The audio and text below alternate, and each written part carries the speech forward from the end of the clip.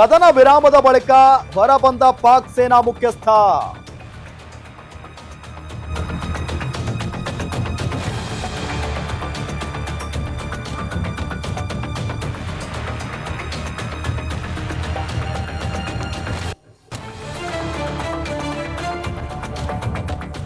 ಕದನ ವಿರಾಮದ ನಂತರ ಪಾಕ್ ಸೇನಾ ಮುಖ್ಯಸ್ಥ ಮುನೀರ್ ಅಡಗಿಕೊಂಡಿದ್ದಂತ ಪ್ರದೇಶವನ್ನ ಬಿಟ್ಟು ಹೊರಗಡೆ ಬಂದಿದ್ದಾರೆ.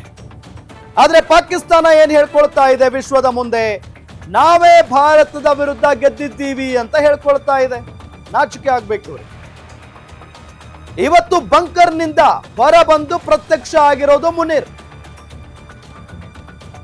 ಭಾರತದ ದಾಳಿಗೆ ಬೆದರಿ ಬಂಕರ್ ಸೇರಿದ್ದಂತ ಮುನೀರ್ ಇವತ್ತು ಬಂಕರ್ನಿಂದ ಹೊರಗಡೆ ಬಂದಿದ್ದಾನೆ. ಅಲ್ಲದೆ ಆಸ್ಪತ್ರೆಗೆ ತೆರಳಿ ಗಾಯಾಳುಗಳನ್ನ ಭೇಟಿ ಮಾಡಿದ್ದಾನೆ ಮುನೀರ್. ಪಾಕಿಸ್ತಾನದ ಸೇನಾ ಮುಖ್ಯಸ್ಥ. ಭಾರತ ಮತ್ತು ಪಾಕಿಸ್ತಾನದ ನಡುವೆ ದಾಳಿ ಪ್ರತಿ ದಾಳಿ ನಡೀತಾ ಇದ್ದಂತಹ ಸಂದರ್ಭದಲ್ಲಿ ತಲೆಮರೆಸಿಕೊಂಡಿದ್ದಂತ ಈ ಮುನೀರ್ ಸೇನಾ ಮುಖ್ಯಸ್ಥ ಕದನ ವಿರಾಮ ಘೋಷಣೆ ಆಗೋದೇ ತಡ ಈಗ ಹೊರಗಡೆ ಬಂದಿರೋದು.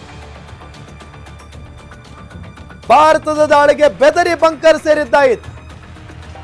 ಈಗ ಕದನ ವಿರಾಮ ಆಗಿದೆ ಅಂತ ಗೊತ್ತಾಗಿ ಹೊರಗಡೆ ಬಂದು ಗಾಯಾಳುಗಳನ್ನ ಭೇಟಿ ಮಾಡಿ ಮಾತುಕತೆಯನ್ನ ನಡೆಸಿದ್ದಾರೆ. ಅವರ ಆರೋಗ್ಯವನ್ನ ವಿಚಾರಣೆ ಮಾಡಿದ್ದಾರೆ.